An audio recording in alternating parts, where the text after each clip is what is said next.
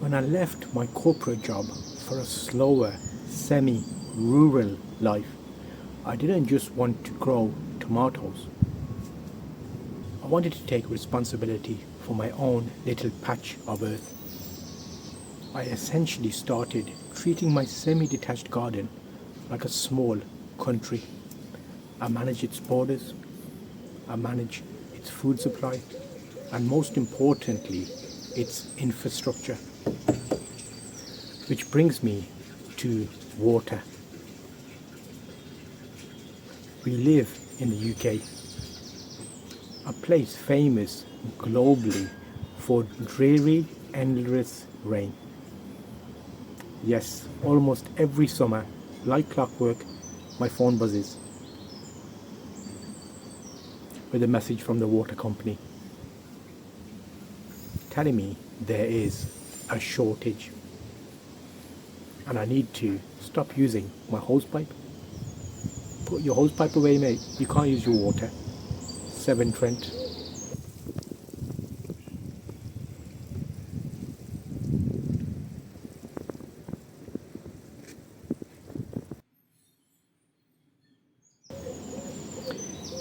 It got me thinking, if I could figure out how to drought-proof my own small country in just 2 years, why are the water companies still struggling with the same math they've had decades to solve? In my first year of this life reset, I proudly set up 4 200-litre water barrels.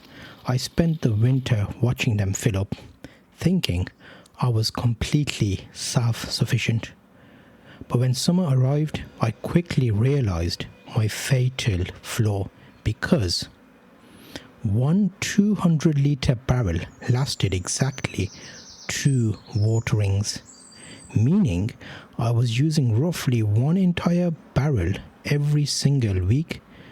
I used to sit in office meetings where we would endlessly discuss problems, updates, reports. I left that life to get back to basics. Out here, if something doesn't work, you fix it. If something doesn't work, you find a solution, or your plants die. It is beautifully simple. Now, while it feels like it rains here more than anywhere else on earth, the truth is because of our population density in the UK, parts of the UK actually have less water per person available to them than Morocco.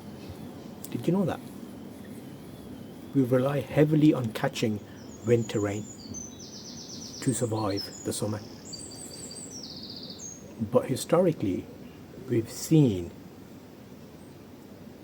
extended extreme dry spells. I think going back to, I did some research, 1976, parts of the UK went 45 consecutive days without a single drop of rain. So knowing that, I did what anyone running a small country would do. I did some basic math. Back of an envelope maths. Currently I water the garden with watering cans. I'm going to put a timer on. We're going to see how long it takes me to water 6 beds, the whole garden in the top, and the fruit trees. And we'll see if we can improve this.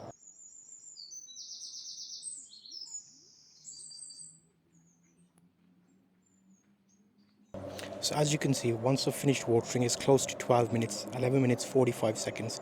I used 2 watering cans at some points, but I still have to manually fill out the cans. Can we improve this? I think there's a better way.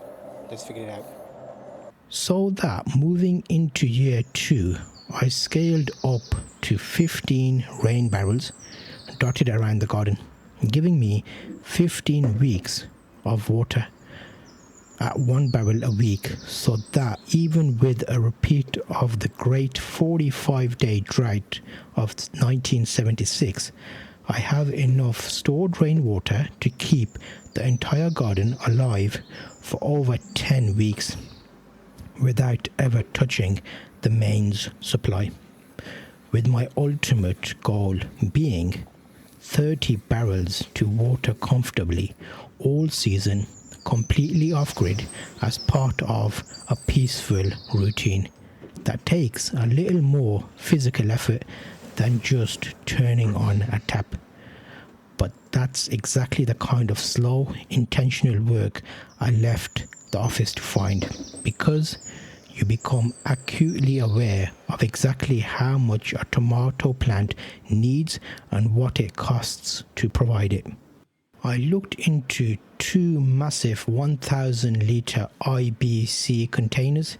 They seemed like the easy answer, but a lot of them, advertised as water safe or food grade, had harsh chemicals in them before. And from what I've heard, that residue leaches back into your rainwater months later.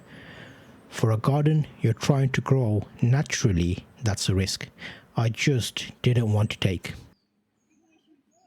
Instead, by linking my barrels together, I've created a single connected system. I'm dropping a small water pump right inside the main barrel, which means I can plug in a standard hose pipe powered entirely by solar, and stored rainwater will flow without ever touching the main supply. Which brings me back to the water companies.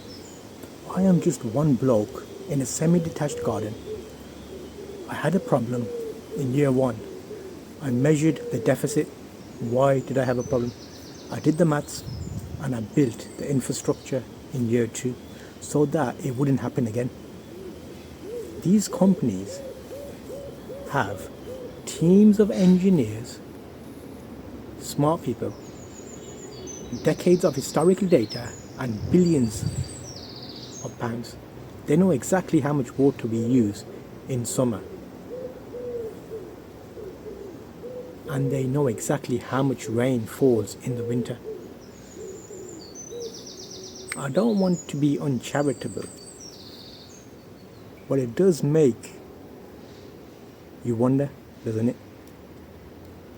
If a simple gardener can do the math to capture enough winter rain for the summer, why are we still getting texts in July asking us to not use hose pipes, asking us to water less?